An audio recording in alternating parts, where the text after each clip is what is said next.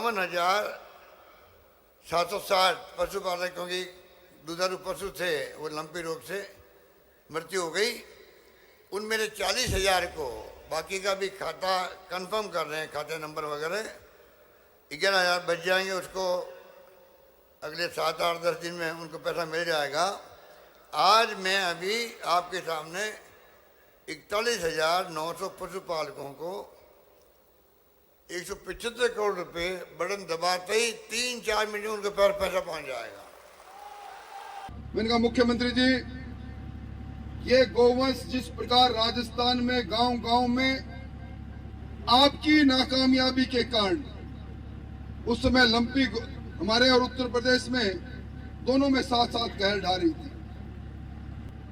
मैंने कहा आपकी लापरवाही के कारण से राजस्थान के अंदर आपके पास जो आंकड़ा उससे कई गुना ज्यादा गाय मरी है। मुख्यमंत्री जी आज वीर बन रहे हैं, कह रहे हैं मैंने 41,000 को दे दिया, खुद के इनके आंकड़े कह रहे हैं 76,000 की। इस प्रकार की सरकार चल रही है।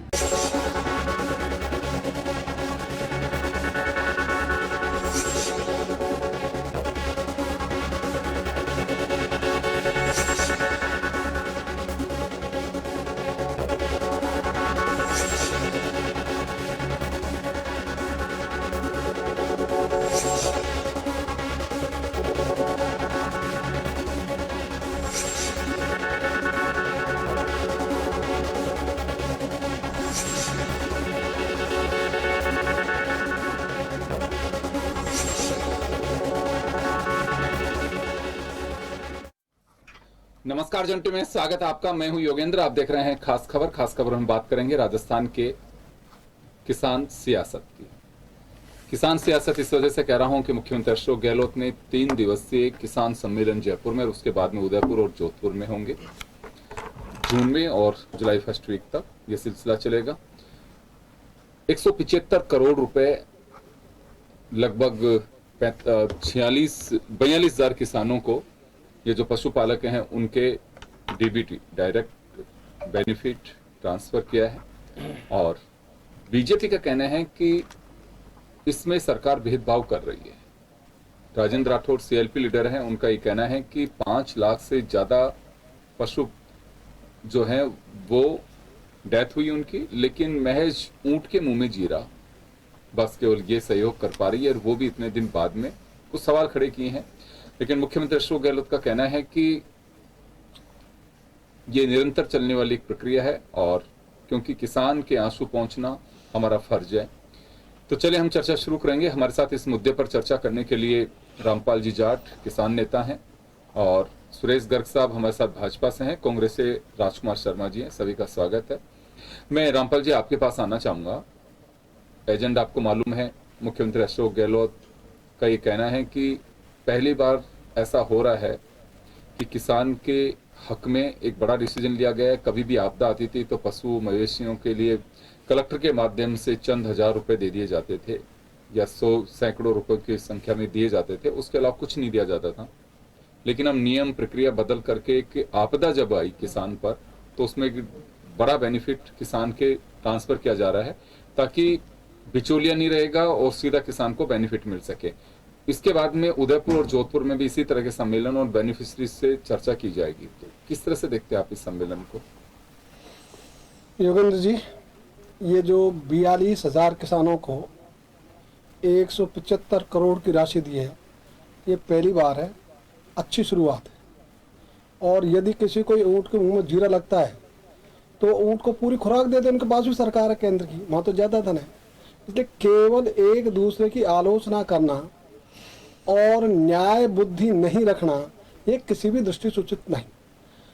मैं इतना जरूर कहना चाहूँगा कि जो योजना अभी बन रही है और जो प्रचलन में है उनके अनुसार तो सब ठीक है, लेकिन किसान को स्वावलंबी बनाना, तो कृषि में स्वावलंबन और गांव में स्वायत्तता, ये जो दिशा सरकार की होनी चाहिए थी, ये अभी तक नहीं हुई है। आज भी किसान हाथ मांगने की स्थिति में रखे, ये तो हम बहुत बुरा मानते हैं, हमको अपमानित तो होना लगता है। हम तो चाहते हैं किसान अपना हाथ देने की मुद्रा में रखे, लेने की में नहीं। तो ये गलत चीज़ है, इसलिए मैं कहना चाहूँगा सरकारों से कि वो किसान को इतना मजबूत करे, आर्थिक रूप से इतना सुदृढ़ करे कि किसानों को इस प्रकार की सहायता की आवश्यकता ही नहीं हो। वो खुद अपनी गाय का ये भरण पोषण कर सकता है, और यदि किसी भी बीमारी कारण वो चली गई, उससे अलग हो गई, तो भी वो स्वयं उसको सहन कर सकता है। स्थिति ये होनी चाहिए। लेकिन तो अभी जो प्रचलन चल रहा है, अभी पूरे देश में एक जैसा ट्रेंड, लोभाना, वोटों को देखना, उस हिसाब से तो मैं कहूँगा कि ये अच्छी पहल है और ये स्वागत योग्य है। गर्ग साहब ने सुना, एक किसान नेता है, पशुपालक भी हैं, लगातार टच में है, कि एक शुरुआत अच्छी है और अगर किसान को कुछ मिल पाता है, अगर उसके नुकसान का भरपाई भी होती है तो एक अच्छी बात होगी। लेकिन आपको ऊँट के मुंह में जीरा क्यों लग रहा है ये? देखिए योगेंद्र जी, शुरुआत तब अच्छी होती जब जो लंपी बीमारी आई थी उस टाइम पे ये मुआवजा देते तो शुरुआत बहुत अच्छी होती। आज लंपी बीमारी को साल भर से ज्यादा हो गया। साल भर पहले जो लंपी बीमारी आई थी उसमें 10 लाख से ज्यादा पशु मारे गए थे। तो आप मुझे ये बताइए, 10 लाख से ज्यादा पशु मारे गए थे, उसको साल सवा साल हो गए। अब चुनाव आपके 2 महीने 3 महीने बाद में चुनाव नजदीक है, तो क्या ये दिखता नहीं है? जनता को सब दिखता है। और फिर आज 10 लाख से ज्यादा पशु मारे गए, 42,000 लोगों को आपने मुआवजा दिया 175 करोड़ रुपए का। आज 85 लाख से ज्यादा किसान परिवार है राजस्थान के अंदर। 7-8 लाख सीमांत किसान जो छोटे किसान है वो है। तो आप क्या दर्शा रहे हो? तो हमारा तो ये है कि भाई आपको अगर वास्तव में हमदर्दी थी किसानों के साथ में या लंपी बीमारी के प्रति हमदर्दी थी तो आप समय पे मुआवजा देते ना। समय पे क्यों नहीं चेते? जब लंपी बीमारी आई थी केंद्र सरकार ने इनको चेताया था कि भाई ये लंपी बीमारी है, इस पे होता है, लेकिन आपने एक सवाल और किया इन्होंने कहा कि केंद्र की भी रेस्पॉन्सिबिलिटी बनती थी, उनके पास तो बड़ा फंड था, वो भी किसान की मदद कर सकते थे अगर राज्य सरकार ने डिले किया तो।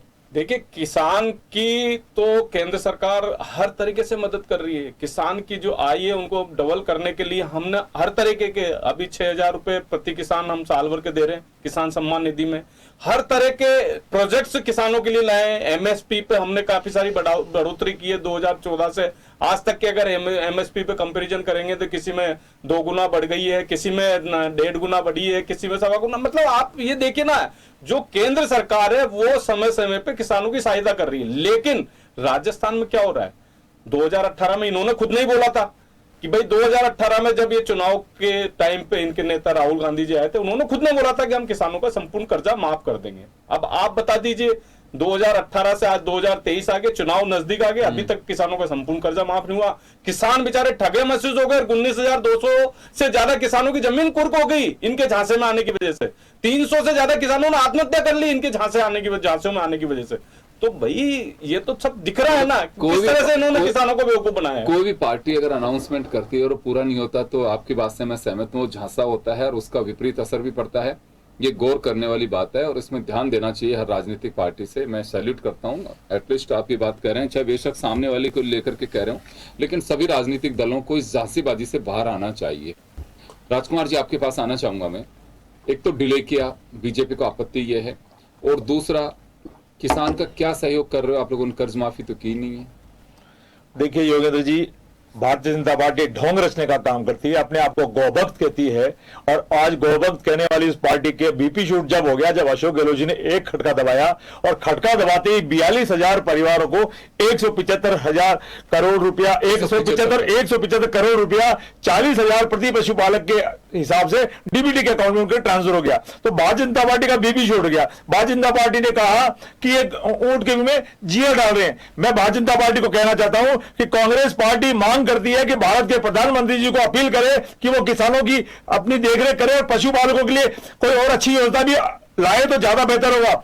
योगेंद्र जी, मैं आपको बता दूं, अशोक गहलोत जी जब पिछली बार मुख्यमंत्री थे तब उन्होंने राजस्थान के अंदर जानवरों की दवाइयां फ्री की थी, जानवरों के टेस्ट भी फ्री किए थे। और मैं आपको एक और बता दूं कि सब लोग कहते हैं कि चुनाव वाले जो ऐसी घोषणा कर रहे हैं। योगेंद्र जी, जानवर तो वोट भी नहीं देते, लेकिन हमने पिछली बार भी जानवरों के टेस्ट फ्री किए थे, जानवरों की दवाइयां फ्री की थी। और आज अशोक गहलोत जी जितने संवेदनशील जानवरों के प्रति रहते हैं, किसानों के प्रति रहते हैं, उतनी भारतीय जनता पार्टी नहीं रहती है। भारतीय जनता पार्टी आंकड़े गिनाने का काम करती है। भारतीय जनता पार्टी केवल शगु पे छोड़ने का काम करती है। और कांग्रेस पार्टी जब अभी कहा कि डबल कर रहे हैं किसानों की आय और किसी तरह की कोई कमी नहीं छोड़। मैं कह रहा हूं हमने तो खटका दबाया, पहुंच गए पैसे उनके अकाउंट में।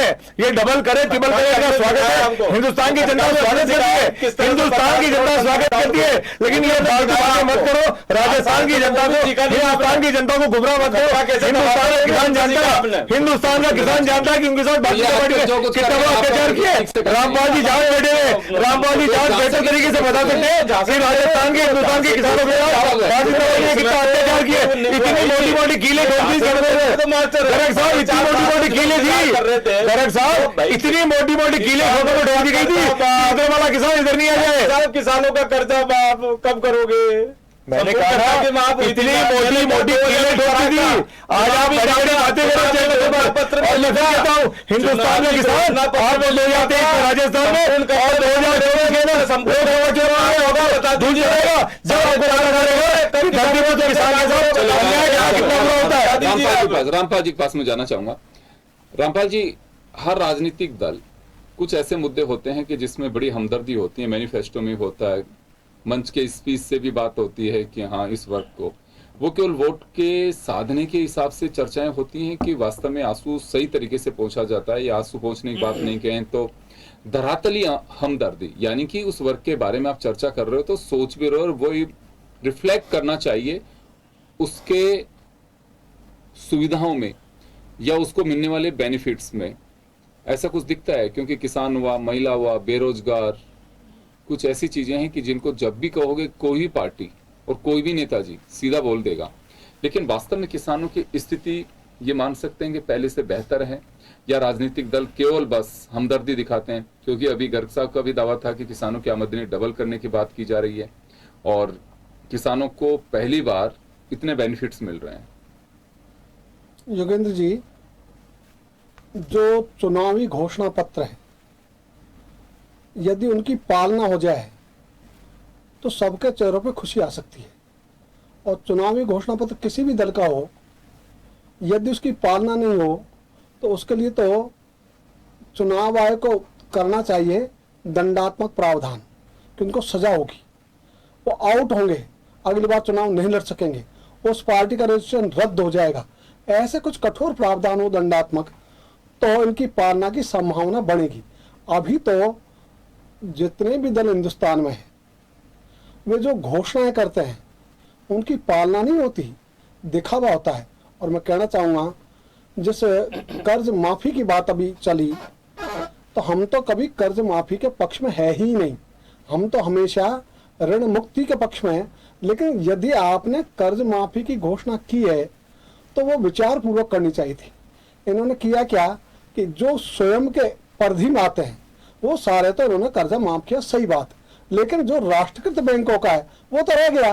अब वो कहते साहब तो राष्ट्रीयकृत बैंकों का है, तो जब घोषणा की थी तब भी वो तो बैंक राष्ट्रीयकृत ही थे, तो आपको जानकारी नहीं थी क्या? तो आप भोले भाले आदमी तो हो नहीं कि भाई आपको जानकारी नहीं थी। तो आपको जानकारी थी तो आपने जब उस समय घोषणा की तो मैंने तो दो बात अभी कही लगातार, या तो वो जनता से माफी मांगे कि उन्होंने गलती से ये काम किया, उनकी गलती रही, वो माफी मांगते हैं। और इससे भी अच्छा काम तो यह है कि वो स्वयं के फंड से पूरा ऋण माफ करें, तो माना जाएगा। बात आई थी, आपने सुना भी होगा, अशोक गहलोत जी ने कई बार ये बात कही है कि वन टाइम सेटलमेंट के लिए हम केंद्र को लिख चुके हैं कि भाई जो पैसा है उसमें उद्योगपतियों की जिस तर्ज पे करते हो उस तरह से कर लीजिए, और हम पैसा जो किसान के हक का रहेगा वो हम जमा करा देंगे। लेकिन वन टाइम सेटलमेंट में होता क्या है कि एनपीएन नहीं हो तो उसमें एक पर्टिकुलर अमाउंट के साथ में उसको बंद करने की कोशिश की जाती है। तो ऐसी कभी चर्चा रही क्या? क्योंकि कई बार सरकार ये दावा करती है केंद्र अगर इसमें चाहे तो हम कर सकते हैं। योगेंद्र जी, बात ये सही है कि यदि केंद्र का इंटरवेंशन होता, इंटरवेंशन करता केंद्र वन टाइम सेटलमेंट में, तो हो सकता था, और यदि होता तो किसानों के लिए तो अच्छा रहता। लेकिन इसमें एक दूसरे की उठापटक ये सामने आ जाती है ना, ये आड़ आती है कि भाई वायदा आपने किया इसलिए आप निभाओ। किसान तो हो जाता है नंबर 2 पे, एक दूसरे को नीचा दिखाना, ये जो अभी की चल रही है निंदा आधारित राजनीति, उसके कारण से दूसरे को नीचा कैसे दिखाया जाए इस पर ध्यान ज्यादा है। यदि किसान पर ध्यान ज्यादा होता तो केंद्र सरकार ये भी कह सकती थी, देखो तुमने तो तुम्हारा वायदा नहीं निभाया, हम निभा रहे हैं, और जिस किसान की तुमने बात की तुम तो उसका भला नहीं कर सके, हम उसका ऋण माफ कर रहे हैं, ये भी कह सकते थे। और केंद्र सरकार ने पहले भी ऋण माफ किया है, ऐसा नहीं कोई पहली बार हो। और फिर इतना ही नहीं, 2014 के चुनाव में हमारे शक्तिमान प्रधानमंत्री माननीय नरेंद्र मोदी जी ने मंचों पर बोला है, मैं पहली कलम से इस कर्जे को माफ करूंगा। तो भाई वो खुद का भी तो वायदा निभा है, तो दूसरे के वायदे पर तो हमारी निगाह चली जाती है, खुद के गिरबान में झांक के नहीं देखते। कि खुद भी देख लो। और 2009 का जो घोषणा पत्र है भारतीय जनता पार्टी का लोकसभा चुनाव का, उसमें तो स्पष्ट लिखा है कि हम ऋण मुक्त किसान बनाएंगे, और ऋण मुक्त किसान के लिए हम किसानों के सभी प्रकार के ऋणों को माफ करेंगे। वो भी तो वायदा है ना। तो वायदा तो भाजपा ने भी किया है, कांग्रेस ने किया है, लेकिन मुझे लगता है दोनों ही अपने अपने वायदों के प्रति सचेत नहीं है, सावधान नहीं है, वरन उसको केवल चुनावी कार्ड के रूप में प्रयोग करना चाहते हैं, उस पर चलना नहीं चाहते। और जो बात सुरेश जी ने एक बात कही, दोगुनी आय और एमएसपी बढ़ाने की, इसमें इतना सच है कि एमएसपी जरूर बढ़ी है। बाजरे की एमएसपी आज 25 रुपए क्विंटल हो गई, जो राजस्थान का प्रमुख उत्पादन है। और भी चीजों में मूंग का जो प्रमुख उत्पादन राजस्थान का, सर्वाधिक बढ़ोतरी 10.4% मूंग पर हुई है, एक क्विंटल पर 803 रुपए बढ़ा है। ये सही बात है। दोनों फसलों में भारत सरकार ने ये अच्छा काम किया है, अभिनंदन योग्य काम किया है, किंतु एग्जीक्यूशन, मूंग के बारे में भारत सरकार ने नीति बना रखी है जिसमें दलहन की फसलें, उनकी जो खरीद है वो कुल उत्पादन में से 25% से अधिक नहीं होगी। तो 75% मूंगों को तो आपने खरीद की परिधि से बाहर धकेल दिया। और खास बात यह, और इस बार तो भेदभाव में भी भेदभाव हो रहा है योगेंद्र जी।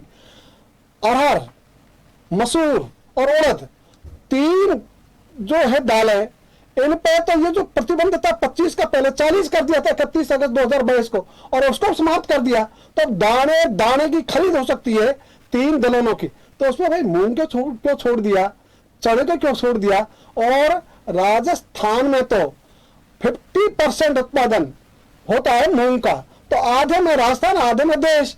तो जो राजस्थान का सबसे बड़ा उत्पादन है मूंग का, उसको आपने छोड़ दिया। तो मैं चाहूंगा अभी समय है इसको सावधान करो। जहां बाजरे की बात है, बाजरा ये राजस्थान का उत्पादन है, जहां 42 से लेकर 45% अकेले राजस्थान की भागीदारी है, उसकी खरीद में हुई दाने की भी। एक मेरा छोटा सा सवाल है यहाँ पे, अभी जैसे गवर्नमेंट ऑफ इंडिया ने कई स्टेट्स में भी देखा है मिलेट्स को लेकर के काफी वो किया है, तो इससे लगता है कि मोटा अनाज खासकर बाजरा जो राजस्थान में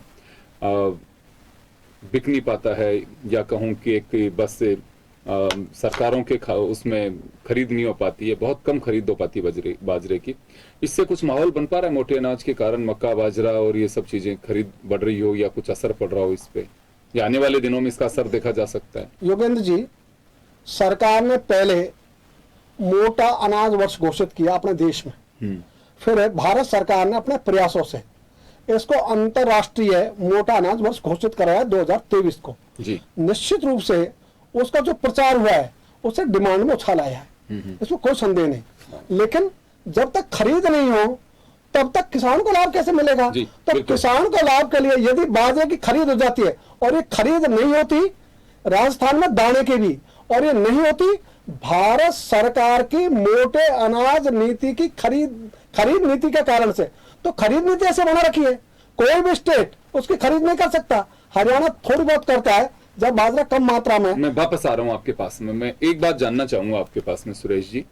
बेनिफिट दे रही सरकार, बहुत अच्छी बात है, 6,000 रुपए किसान कल्याण निधि के भी आप लोग दे रहे हो, डायरेक्ट खाते में जा रहे हैं पैसे।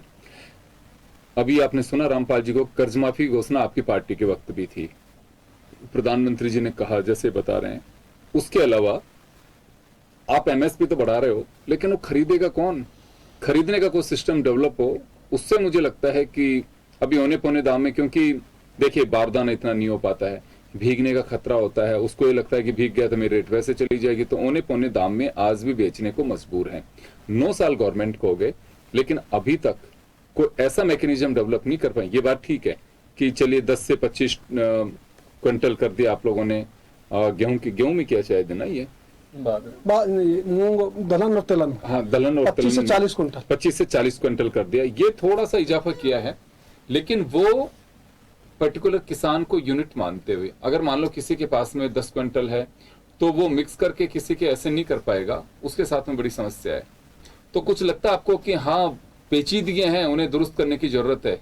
देखिए योगेंद्र जी, भारत सरकार तो समय समय पे परिवर्तन करती रहती है। किसान की जो आय है या किसान की जो रिक्वायरमेंट है उसको पूरा करने की पूरी कोशिश करती है, क्योंकि देखिए फसल का उत्पादन भी होना है, फसल को सरकार को भी खरीदना है और जनता के बीच में भी जाना है। इन तीनों चीजों का सामंजस्य बिठाना जरूरी होता है।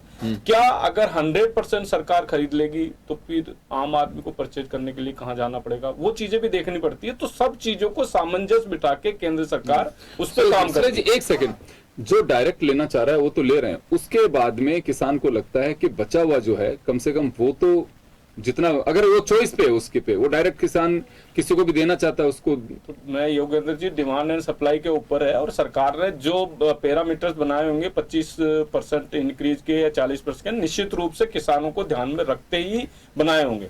किसानों की हित के खिलाफ भारतीय जनता पार्टी या केंद्र सरकार कभी नहीं गई है। किसानों को हम सम्मान करते हैं, ये तो करती है ना। 2018 में बोला ही है ना इन्होंने, साहब हमने तो घोषणा की नहीं। 2018 ये कह रहे हैं कि आपने भी देखो 2009 के अंदर तो मुझे ध्यान नहीं है कि मेरे को घोषणा पत्र 2009 हाँ केंद्र की है, 2009 की बोल रहे हैं भाई साहब, जो बोल रहे हैं वो 2009 की बोल रहे हैं। 2014 से भारतीय जनता पार्टी की सरकार है, 2009 में हमारी सरकार नहीं थी। अब 2009 का घोषणा पत्र देखेंगे अगर मान लो, लेकिन 2014 के अंदर इस तरह का हमारे घोषणा पत्र के अंदर नहीं है कि हमने किसानों का पूरे इंडिया के अंदर संपूर्ण कर्जा माफी की कोई वादा किया हो। हाँ स्टेट वाइड किया है, तो वो स्टेट में हमने निश्चित रूप से वो किसानों को हमने जहां भी यूपी में गन्ना किसानों को राहत दी है, जहां जहां हमारी सरकार है वहां सब जगह राहत दी है। लेकिन हम झूठा वादा नहीं करते, जो बोलते हैं वो धरातल पर लाते हैं। आज 50 करोड़ जनधन खाते हैं तो हैं, किसानों को किसान सम्मान निधि दे रहे हैं तो दे रहे हैं, उज्ज्वला योजना के अंदर हमने 10 करोड़ कनेक्शन दिए तो दिए, हमने महिलाओं को जो मकान बना के दिए तो दिए, महिलाओं को शौचालय बना के दिए तो दिए, हर घर जल मिशन के अंदर जो 12 करोड़ कनेक्शन दिए तो दिए। ये सामने है 2014 से पहले और 2014 के बाद के आंकड़े अगर आप उठाओगे तो उसमें पता लग जाएगा कि भारत में किस तरह से विकास हुआ, किस तरह से आर्थिक दृष्टि से भारत मजबूत हुआ, वो सामने है सब चीजें। तो चलिए नए भारत की ओर हम जा रहे हैं और नए भारत की तस्वीर आप लोग देख पा रहे हैं। राजकुमार जी, आपने सुना कि आप केवल ये इस बात का दम नहीं भर सकते हैं कि 42,000 किसानों को हमने 175 करोड़ रुपए ट्रांसफर किए हैं। अभी आपने सुना कि समय समय पर केंद्र सरकार एक आर्थिक संबल देती रही है किसानों को और पशुपालकों को, लेकिन अब भी आपकी बात सुरेश गर्ग साहब के गले नहीं उतर रही। वो साफ कह रहे हैं कि ये केवल जुमले करते हैं। किसान विरोधी भारतीय जनता पार्टी की सरकार, ढोंगी पार्टी, सिर्फ जुमले करने का काम करती है। हिंदुस्तान के किसानों को, पशुपालकों को झांसे की बात, हाँ झांसा कहा इन्होंने कि केवल झांसे देते हैं। मैं कह रहा हूं पशुपालकों को, किसानों को गुमराह करती है, इतनी मोटी मोटी कीले ठोकती है, ट्रैक्टर और बैरिकेड लगा लगा के रास्ते रोकती है, इधर का किसान इधर नहीं चले जाए। आज तो खटका अशोक गहलोत जी ने केवल 42,000 के लिए दबाया है, ये खटका डेली बढ़ता जाएगा और राजस्थान के प्रति पशुपालक को इसका लाभ मिलेगा। तब भारतीय जनता पार्टी तैयार है, पेट में दर्द की गोली लेकर तैयार है। भारतीय जनता पार्टी चुनाव आते इतनी भोगला जाएगी। अशोक गहलोत जी महासचिव आज पशुपालकों के लिए हुआ है, महंगाई राहत शिविर चल रहे, भारतीय जनता पार्टी इतनी परेशान हो रही है, नरेंद्र मोदी इतने परेशान हो रहे, 500 रुपए का सिलेंडर पूरे हिंदुस्तान में दे नहीं पाया। एक जादूगर एक सिलेंडर पर भारतीय जनता पार्टी का 2023 के चुनाव में इंतजाम करने के लिए काफी है। 500 रुपए का सिलेंडर लेने वाला व्यक्ति भारतीय जनता पार्टी के खिलाफ कांग्रेस को वोट देगा और भारतीय जनता पार्टी को दिलाएगा। मैं आपको कहना चाहता हूँ, भारतीय जनता पार्टी फालतू की बातें बंद कीजिए, महंगाई जाए, जनता की सेवा करे, जनता की सेवा करे, रेडियो का नाम नहीं दे, किसानों को, हम पशुपालकों को, हम गृहिणियों को शिक्षा। घोटाला कैसे हो, घोटाला कैसे हो? इस तरह से घोटाला हुआ कि आप मुझे बताइए कि एक कार्ड पे 10 योजनाएं आप दे सकते हो, आपको 10 कार्ड बनाने का मतलब है कि 10 की कॉस्टिंग भी तो देखो ना आप। वो 10 की कॉस्टिंग के लिए इन्होंने क्या पैरामीटर डिसाइड किए? जो 1 रुपए का कार्ड है उसको 10 रुपए 100 रुपए में बनाया होगा। आपने खुद ने देखा होगा, अभी जो वृद्धावस्था पेंशन के अंदर आया था कि वो साहब राजस्थान सुन रहा है आपको, साल भारतीय जनता पार्टी को राजस्थान सुन रहा है। अगर भारतीय जनता पार्टी कांग्रेस की सरकार जनता जनता आपको 2023 में बता देगी कि आपने जनता को इस तरह की बात बोली रही है, इसलिए जनता को राजस्थान की जनता को मुद्दे क्यों भ्रष्टाचार कर रहे हो आप, ये बताओ ना आप। हम तो भ्रष्टाचार का जवाब किसान बहुत बड़ी उससे बेसब्री से देख रहे हैं। किसान के लिए मैं ये कह दूं, इन्होंने कर्जा माफी की बात की थी, वो कर्जा माफ नहीं हुआ। इन्होंने कहा था कि हम किसानों को दिन में बिजली दे देंगे, दिन में छोड़ो रात में भी बिजली नहीं आती। आज जयपुर के अंदर बिजली नहीं आती तो गांव में तो बहुत बुरी स्थिति है।